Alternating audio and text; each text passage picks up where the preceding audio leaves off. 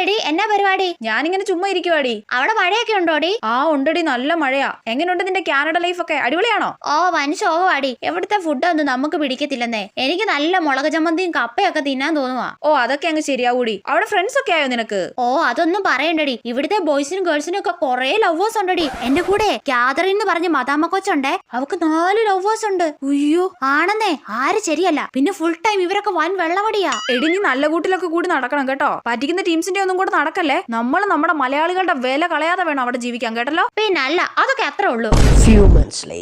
എടി നിന്നെ 2-3 ദിവസമായിട്ട് കാണാനില്ലല്ലോ. എവിടാ നീ? ബിസിയാണോ? എടി ഞാൻ ഇന്നലെ വെള്ളമടിച്ച് ഓഫായി പോയായിരുന്നടി.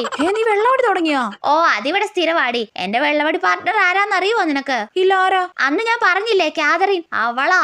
ആഹാ, അടിപൊളി. എടി ഇപ്പൊ എനിക്ക് കാതറിന്റെ കൂടെ ഒരു പാർട്ടിക്ക് പോകാനുണ്ട് കേട്ടോ. അടിച്ച് ഓഫ് ആയില്ലെങ്കിലേ ഞാൻ വന്നിട്ട് വിളിക്കാം കേട്ടോ. ഷെടാ